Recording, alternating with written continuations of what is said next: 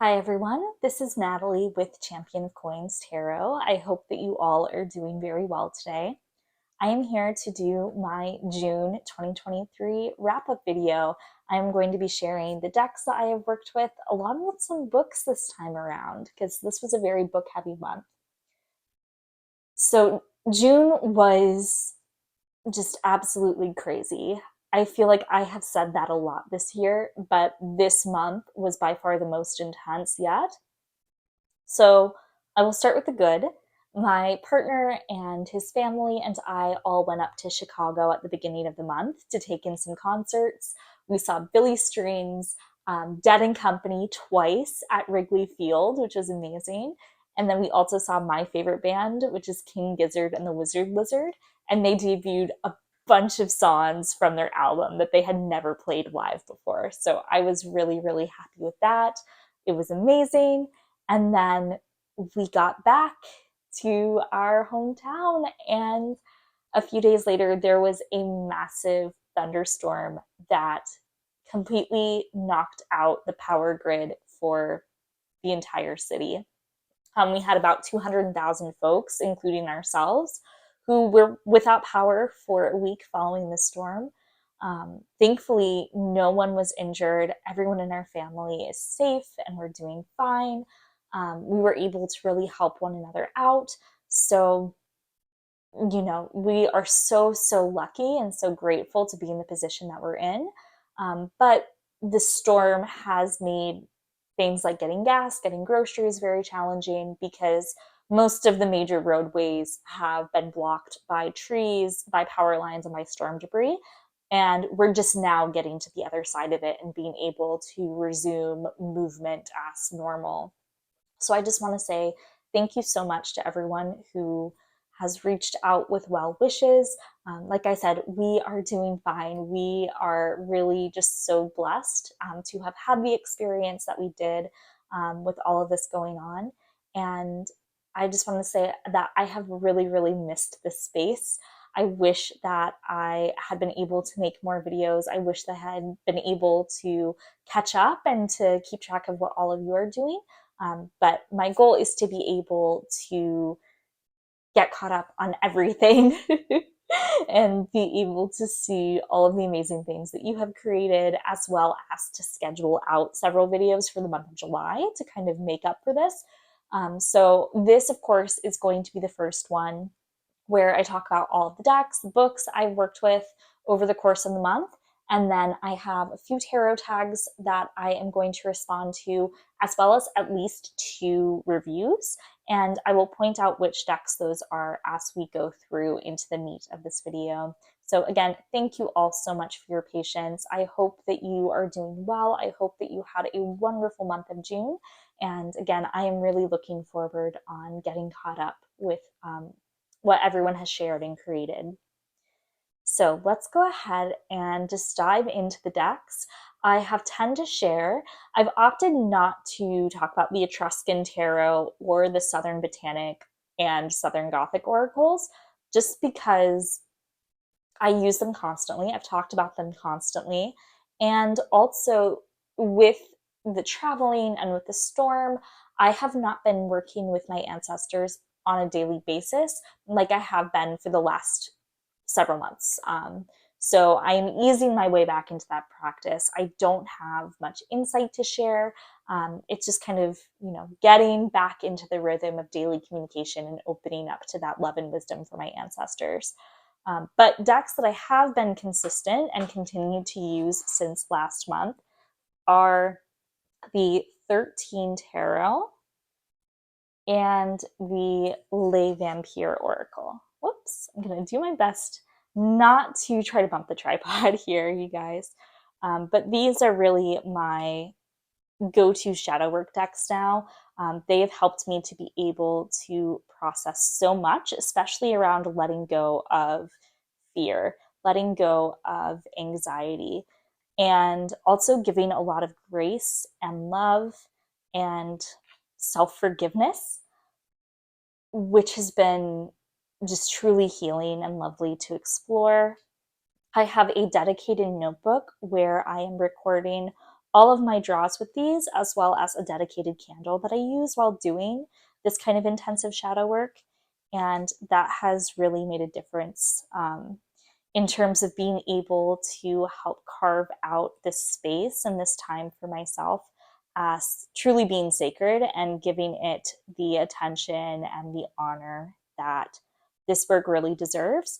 And I am by no means like totally healed yet. I feel like I'm just at the beginning of this journey and doing this work, but it has been really beautiful to look at what past patterns I've been holding on to see how that is playing out in some of my current relationships right now, and just, helping to move towards a state of deeper healing.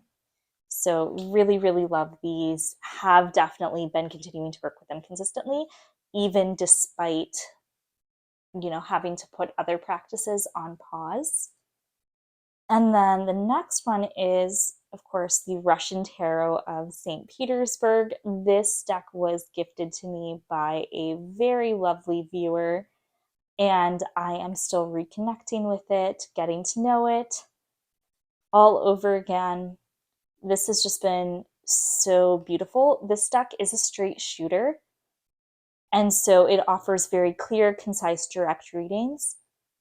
But it also has a very loving, very wise, almost like a grandfatherly energy to it. And so that's also been really wonderful as well. So I've been using this mostly for general readings, kind of checking in with myself on a daily basis like I normally would, but also using this to tap into and offer additional support to my shadow work practice as needed. So that's the Russian Tarot of St. Petersburg. I will be releasing a review of this deck in July. I am still working my way through the guidebook. The guidebook is out of print, so my goal is to be able to take notes about all of the symbolism that's noted in there, as well as like the history of the creation of the deck, because all of these paintings are actually miniatures, and they're done in this traditional Russian folk art style, which is really, really beautiful. So my goal is to be able to not only offer, my kind of subjective opinions about the deck, which of course are overwhelmingly positive, but also to be able to provide additional information, additional context about this deck, since the accompanying guidebook has been out of print for a very long time. So I'm very, very excited to be able to do that. Another deck I've really enjoyed working with is the Tarot of Mermaids by Lo Scarabeo. This is a deck that I've had since 2016 at the least, and it's very much a seasonal deck. It's not one that I use all the time, but I really love working with it in the spring and summer. There's something that is, of course, watery and deeply emotive about this artwork, but it's also fun. It's celebratory. It really is expansive in a very beautiful way and helps to honor and, at the risk of making a pun, like dive deep into relationships. So it's very lovely, and there is much more depth to this deck, I think, than your standard like mermaid or beach themed experience. Out of all of the water themed decks that I've had over the course of my collecting years, this is the one that has really stood the test of time for me and really embodies, again, both the love and the ecstasy, but also the depth of feeling that the element of water embodies. So that's Tarot of Mermaids. And then let's see, I'm going to go ahead and jump over here to the other side of the table where the Voyager Tarot has been sitting. So Voyager Tarot is one of my all-time favorite decks.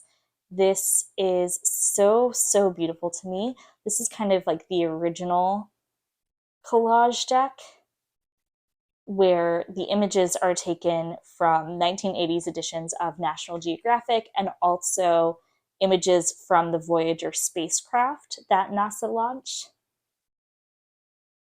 This deck is really beautiful for tapping into your own magic and also for working with the cards in an archetypal manner. This deck is very pivotal to my own dream working practice, and that is what I have been doing. So since the storm, I have had very vivid dreams, and honestly, like bordering on kind of nightmarish, which is strange for me because normally I have a very active dream life, but not one that is really disturbing or troubling.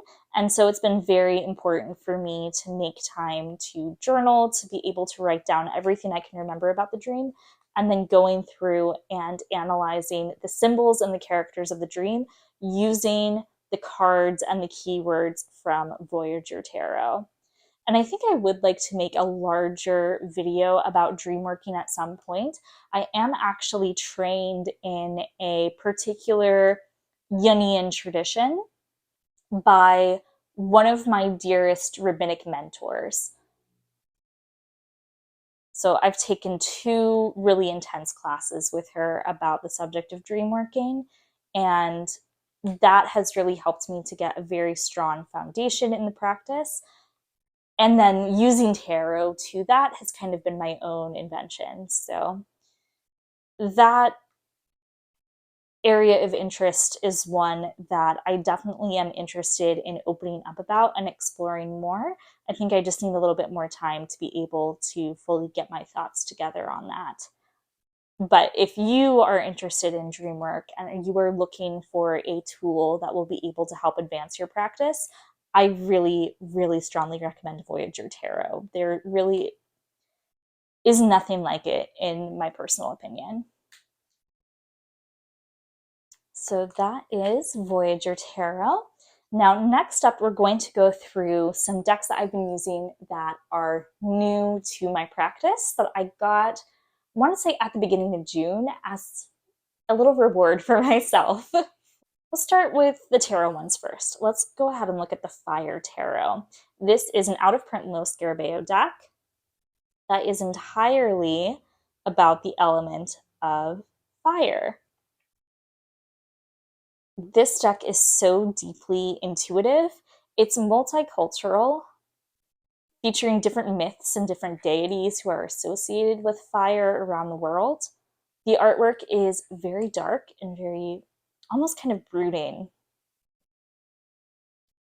But I think that it's very, very beautiful. And I would describe this deck's energy to really be in alignment with that of the High Priestess in tarot. Yeah, it's profoundly meditative. It has a lot of deep wisdom to share. And this is one where I can do a 1 or 2 or 3 card draw with it and get multiple messages coming through. And kind of has like a very interesting way of speaking through myth and metaphor, which I really appreciate. And this is one that I definitely need to spend more time with to fully understand its messages. But I am very happy to have it in my collection. I've wanted this deck for a very long time. And so I was very happy to be able to find it secondhand. And then other new tarot decks are the Contemplative Tarot. This is also by Lo Scarabeo. And this deck is challenging to me, and I'll share why. It's challenging on an artistic level because the majors are these really beautiful, like oil paintings. They are so rich, so detailed. They almost have this kind of intense shine to them. And then the minors are watercolor. So it's like these 2 art styles that almost go together.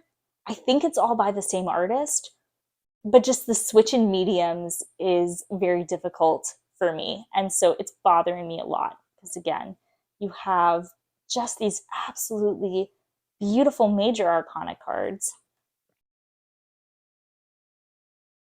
Like, look at that devil. That's insane. But then Yeah, especially in the court cards. Like this, you can just tell it's a different medium and it's much flatter and not as vibrant as the others, which, kind of bothers me. And then the backs of the cards are also all different. So here are the backs for the major arcana cards, for the swords. These are all major arcana. The wands, let's see, coins, and then cups.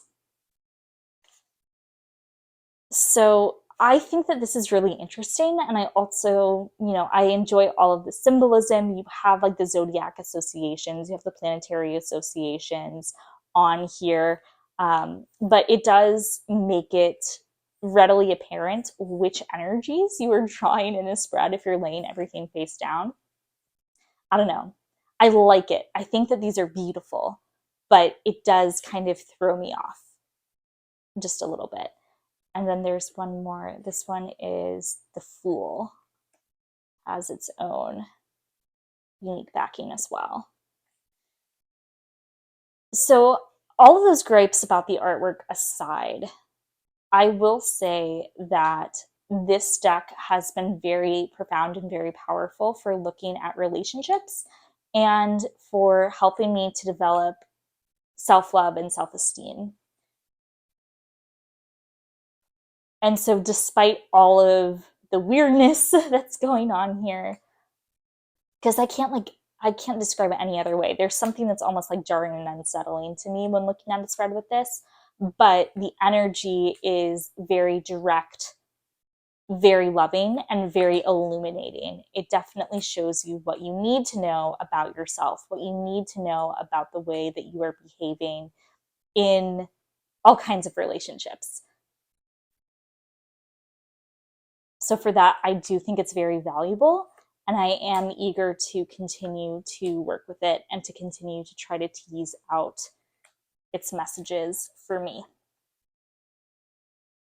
Then another deck that's just kind of weird is the Labyrinth Tarot.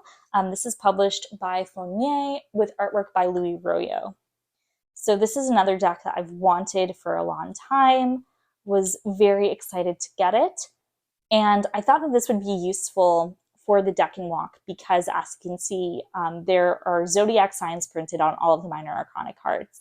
However, there are some glaring things that are wrong, starting with Libra. The sign for Libra is almost always printed upside down, and I don't understand why. The artwork is also just very watery, almost muddy, and so it's hard to be able to see like a lot of the detail with these, which can also be a slight point of frustration.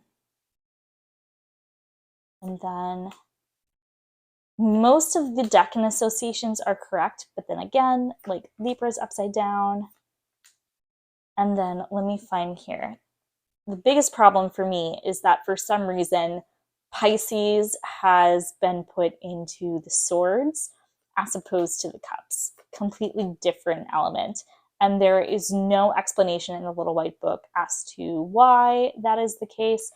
Also Aries. So again, I think that they just swapped Aries and Pisces and put Aries into the cup suit and Pisces into the sword suit. But again, why that happened, what the rationale is, I really don't understand. Here's Pisces again showing up in the King of Wands. Like, why is this such a Piscean deck? I don't know. I don't know why that happened. But this also seems to be a very straight and kind of clear shooter, similar to the Russian Tarot of St. Petersburg, but with a more esoteric bent. So honestly, because I've just been so frustrated by the zodiac associations being off, I have not worked with this very much, aside from the week that I got it. So I need to go back and revisit at some point, because I do think that this is beautiful. I just need to get past those inconsistencies. Then the last decks that are new to my collection are 2 oracles, and I've had radically different experiences with each of them. The first is the Mausolea Oracle of Souls deck by Lo Scarabeo. This is on their new, very thin, very flexible cardstock. I'm not the biggest fan of this. It has started to warp a little bit, and so I've had to shuffle the deck back several times in order to try to maintain its shape. So this deck is all about the underworld. It features different figures from world mythology, different deities, different heroes and villains that are associated with that, which I enjoy. I think that's a great concept for a deck. The issue for me is that this deck does not work in readings for me. I've seen a lot of other people say that this is a fantastic clarifier for a tarot reading, and I do not have that experience at all. The messages from this deck are very muddled and very confusing for me, 9 times out of 10. There will still be that one time where I will draw the card and keywords and the myth make perfect sense for what I'm going through. But for the most part, it's just fallen really flat for me. So I don't know if I'm just pairing it with the wrong kinds of decks. I don't know if I should be working with this solely on its own, like I would with the Demon Tarot. But right now, it's just been very, very challenging for me. And then on the other hand, a deck that I absolutely love and I'm very excited to keep working with, and I didn't think that I would, is the Dreamweavers Oracle by Colette Baron-Reid with art by Joel Nakamura. This is absolutely fantastic. So I'm not the biggest Colette Baron-Reid fan. I have her Wisdom of the Oracle, which was kind of an intriguing experiment, but one that I just didn't connect with on an artistic level. This, on the other hand, I absolutely love Joel's artwork so, so much. He has this really amazing neo-folk style that is inspired by indigenous artwork from the American Southwest, and there's so much detail. He does this type of tin painting where he paints on metal and then he etches away different layers of paint to make these absolutely stunning designs. I feel like there's so much in these images, and every time I look at it, I see something new and something wild and beautiful. And then the purpose of this deck is all about co-creation, about the relationship between yourself and the divine, letting go of what you cannot control, but also feeling empowered to step into your authentic self and to make choices that do lead you into alignment with what you can control, what you can create in your life, which has been very lovely. And this has honestly been a spark of joy, just like the Tarot of Mermaids has been for me in what has otherwise been just a very intense month. And I love this deck so much that it got me really interested in doing a bunch of research to try to tease out what Colette Baron-Reid's influences are. Because she's New Age, right? But a lot of the ideas that she is presenting in this oracle are consistent with process theology, which is a very complex theological system that I happen to very much resonate with. And it's interesting to see in what ways the theology that she presents through the Dreamweavers and using them as a metaphor for explaining how this interplay of co-creation between human beings and the divine happens lines up with classical process theology and the ways in which it deviates. And spoiler alert, the way in which it deviates is through prosperity gospel and law of attraction. I'm going to be nice here. I'm going to say philosophy instead of demeaning that, because, you know, that is a very powerful belief system for a lot of people who are not me.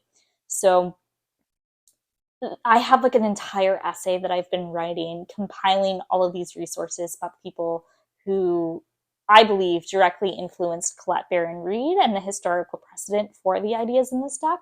And I'm hopeful that I will be able to share that video in July as well.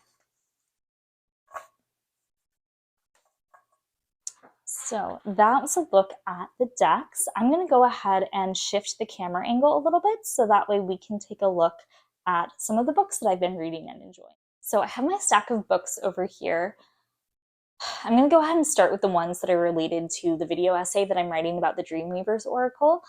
This is God of Becoming and Relationship, The Dynamic Nature of Process Theology by Rabbi Bradley Shavit Artson.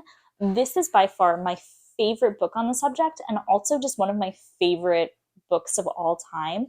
It contains like one of the best and most concise explanations of what process philosophy and process theology are. And then also breaks it down and talks about how that applies from a Jewish perspective. I am not going to be referencing necessarily Jewish thought in my video. I'm really going to be focused on the aspects of process theology that are true across all different religions. But this has just been so foundational to my own worldview, to my own faith and practice, and it's been wonderful to be able to revisit and take notes on this. I'm excited to share with you guys.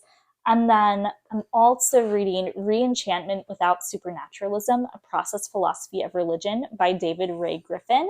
And he is a scholar who breaks down the logic behind the original writings on process philosophy by Alfred North Whitehead and Charles Hartshorne. So this is like a crazy tome.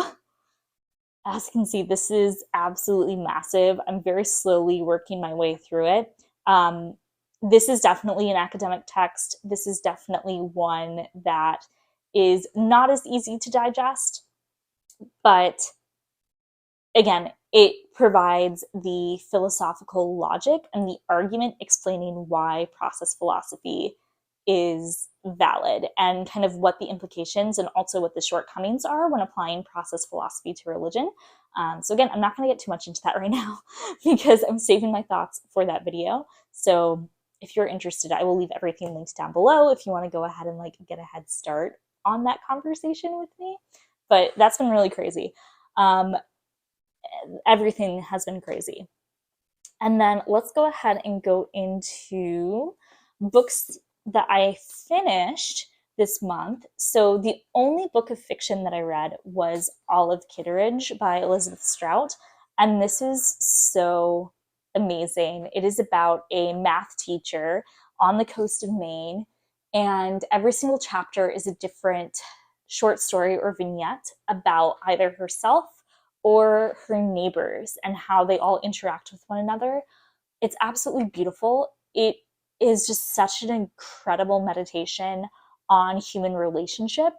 It touches on marriage, mother-son dynamics, and it also doesn't shy away from the topic of mental illness and suicide and how those patterns of trauma play out across family generations. So it is just such a heavy read, but also such a beautiful one because all of these characters are so richly written and they truly feel alive. So I absolutely love this book and I'm excited to read more by Elizabeth Strout in the future.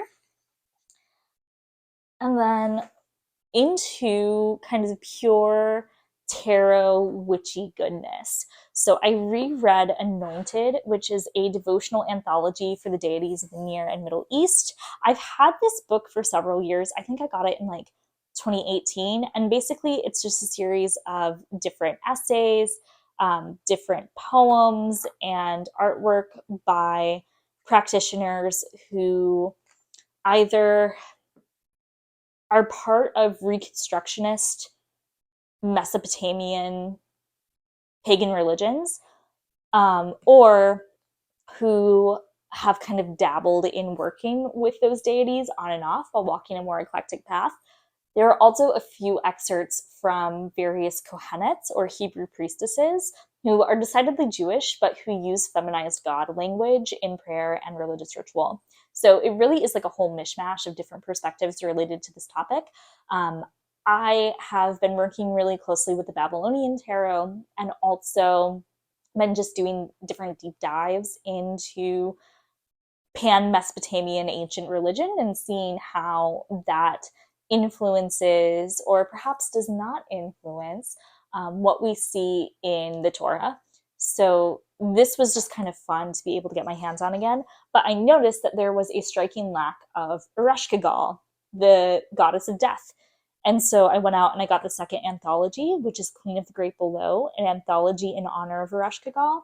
And it's the same thing. Actually, none of these folks are pure devotees. A lot of them are just eclectic pagans who have enacted the descent of Inanna myth in different ritual, and not ones who are devoted to Ereshkigal or Inanna full time. And so in that aspect, I found it to be a little bit lacking, because I think that there was a huge emphasis on Ereshkigal as she relates to that myth, and not as much of like a full, well-rounded understanding of the goddess as I would have wanted to read about. So I don't know, this book left me with mixed opinions, but I am very happy to have it. And especially the further that I research about Ereshkigal herself and the ways in which the underworld is conceived of in ancient Mesopotamian lore versus the Torah, it just makes me that much more fascinated and want to continue to dive deeper. And so that led me to Mesopotamia, Writing, Reasoning, and the Gods by Jean Bottero, or Jean Bottero. I'm actually not sure how to pronounce their name or what this author's pronouns are. But this is all about looking at the invention of cuneiform writing, the ways in which Mesopotamian cultures looked at the world, and there is a emphasis on divination, which I'm very, very excited to read about, and the ways in which writing was used in sacred communication. So I am absolutely excited. I have only just started this. My goal is to be able to finish this within the next month, but I'm absolutely loving like this deep dive train that I am on there. And then some other books that I got recently, which I have not started, but my goal is to kind of read them and share some of my thoughts and opinions in future videos. Psychic Witch by Matt Oren, a metaphysical guide to meditation, magic, and manifestation. This is just the quintessential modern guide to psychic activation. I just started it last night. I read the introduction, chapter 1, and I need to go back into the exercises before moving on to chapter 2. But every single chapter builds off of one another and goes into different techniques for awakening one's psychic abilities, seeing auras, being able to perhaps commune with spirit. It's just really fascinating to me, and I think it made sense for me to work with this book at this particular time in my life when I am very much invested in doing ancestral work and really tapping into clairaudience, clairsentience, because those are the two psychic strengths that I possess, I would say. And then next is Shamanic Creativity, Free the Imagination with Rituals, Energy Work, and Spirit Journeying. I got this because I just saw it in a bookstore and I was very intrigued. I don't know. I really don't know that much about shamanism. But again, in working with the ancestors particularly, I'm interested in opening up and trying to improve my visualization techniques. And there is a lot actually about working with ancestors for help with removing different blockages in your life. So I'm eager to see what Evelyn C. Rizdick? I'm not sure how to pronounce her name, but I'm eager in learning what she has to share. And then last, but certainly not least, this is like the Mac Daddy of tarot guidebooks. This is the Tarot Handbook, Practical Applications of Ancient Visual Symbols by Angeles Arian. Yes, so camera has been adjusted. This is just an absolute tome. And from what I have heard, pretty much everyone who has read this book say this is like the quintessential guide to the Thoth Tarot, and also contains a lot of like really powerful meditative exercises. I have already dived into working with some of the spreads in here, actually with the Contemplative Tarot. I have not used this with any of my straight Thoth decks yet, but it's been really great. And so I'm excited to read through this, take a bunch of notes, especially because I have been mainly working with the Thoth system in order to do the deck and walk this year. So I am super, super excited about that. So that was a look at all of the decks and the books that I have either been working with or that I acquired in the month of June 2023. As always, let me know if you have any of these titles. I would be so curious to hear about your own experience with working with them. And I am sending you all much love and much light as you walk along your own path. Take care, everyone. Bye.